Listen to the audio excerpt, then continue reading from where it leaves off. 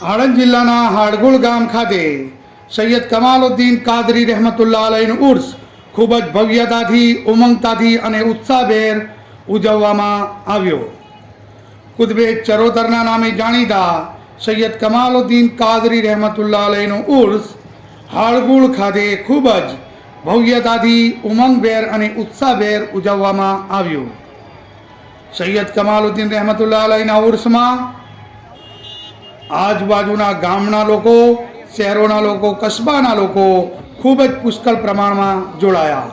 ઈદના બીજા દિવસે જ ઉર્સનું આયોજન થતો હોવાથી મુસ્લિમો ખૂબ જ પુષ્કળ પ્રમાણમાં, જ્યારે હિન્દુ ભાઈઓ પણ આ ઉર્સની અંદર ખૂબ જ પ્રમાણમાં જોડાયા.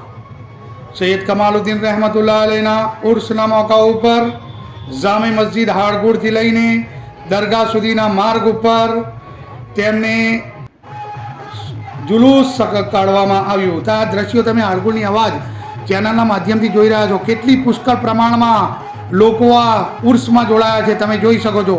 શ્રદ્ધાળુઓનો ઘસારો હાડગુળ ગામ ખાતે, ગામ ગામ, શહેર શહેરથી લોકો હાડગુળ ગામમાં આ ઉર્સમાં ઉમટી પડ્યા અને આના અંદર ગ્રામજનોએ આવેલા મહેમાનોના માટે ખૂબ જ સારી ઉમદા વ્યવસ્થા પણ કરી હતી.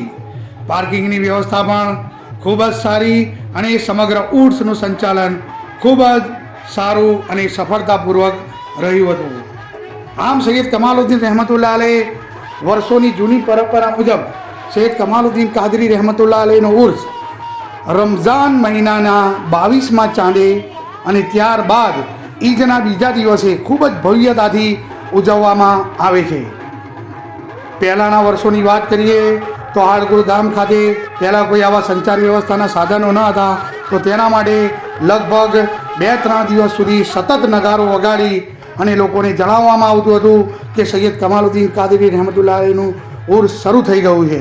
અને લગભગ 7 દિવસ સુધી સૈયદ કમાલુદ્દીન કાદરી રહેમતુલ્લાહ અલૈહીનું ઉર્સ મનાવવામાં આવતું હતું.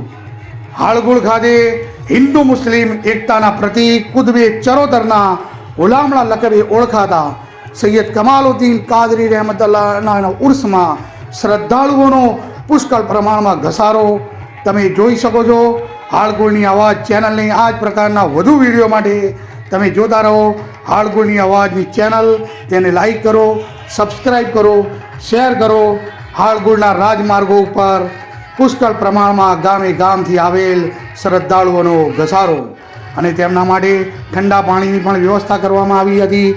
બીજા વિવિધ ગ્રુપો દ્વારા ઠંડા પીણાની પણ વ્યવસ્થા કરવામાં આવી હતી. તમે જોઈ શકો છો.